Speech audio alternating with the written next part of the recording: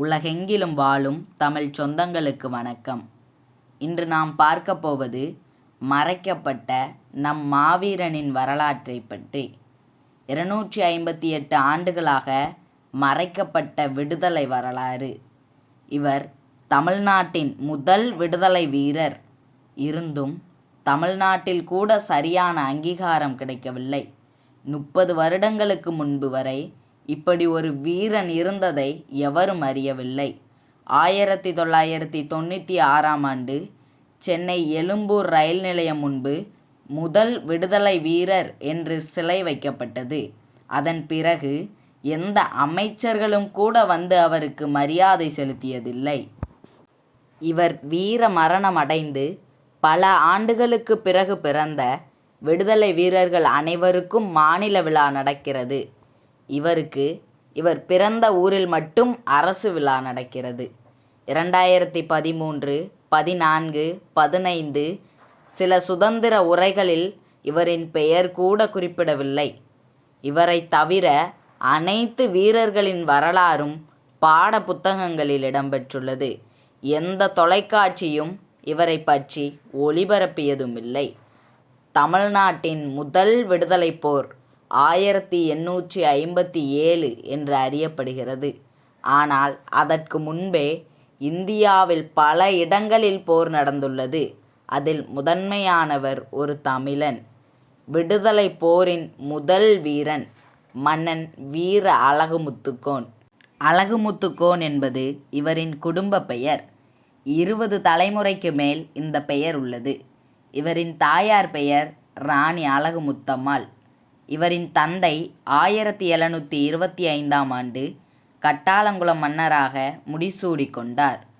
1750இல் அனுமந்தக்குடி போரில் ராமநாதபுரம் சேதுபதி மன்னருக்கு ஆதரவாக போரிட்டார். சேதுபதிக்கு வெற்றி தேடி தந்த போதிலும் இவர் வீர மரணமடைந்தார்.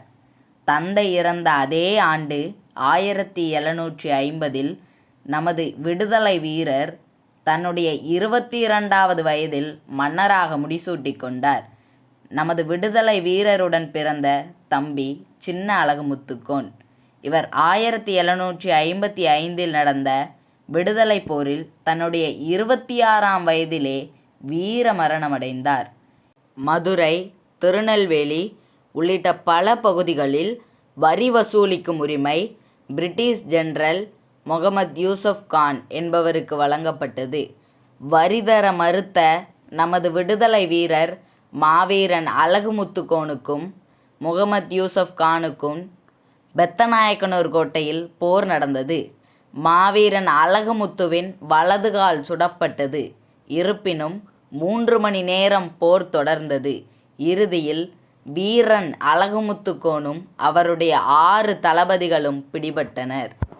கெச்சிலனன் கோனார், முத்தழகு கோனார், வெங்கடேஸ்வர ரெட்டு கோனார், ஜெகவீர ரெட்டு கோனார், முத்திருளன் கோனார், மயிலுப்பிள்ளை கோனார். இதுவே அந்த 6 தளபதிகளின் பெயர்கள். கைது செய்யப்பட்டு இரும்பு சங்கிலியால் பிணைக்கப்பட்டு நடுக்காட்டூர் என்னும் இடத்துக்கு கொண்டு செல்லப்பட்டனர். பீரங்கி முன் நிறுத்தப்பட்டு வரி செலுத்துமாறு வற்புறுத்தப்பட்டனர்.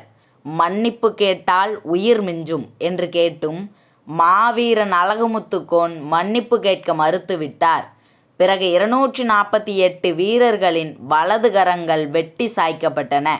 பீரங்கி முன் நின்ற வீரன் அழகுமுத்துக்கோனும் அவருடைய 6 தளபதிகளுக்கும் மார்பில் பீரங்கியால் சுடப்பட்டு வீர மரணமடைந்தனர்.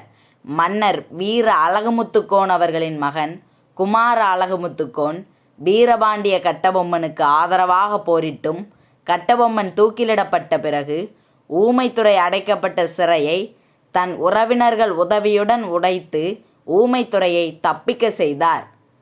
குமார அழகுமுத்துக்கோன் மகன் அழகுமுத்து சவத்தையா கோன் ஊமைத்துறையின் உயிர்காக்கும் பொருட்டு வேலினை தன் மார்பில் தாங்கி வீர மரணமடைந்தார்.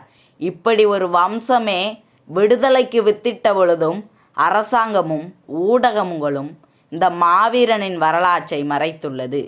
காரணம், இந்தியாவின் முதல் சுதந்திர போராட்ட தியாகி மாவீரன் அழகுமுத்துக்கோன். மாவீரன் அழகுமுத்துக்கோனையும் அவரின் 6 தளபதிகளையும் 248 வீரர்களையும் நாம் நினைவுகூர்ந்து போற்றுவோம்.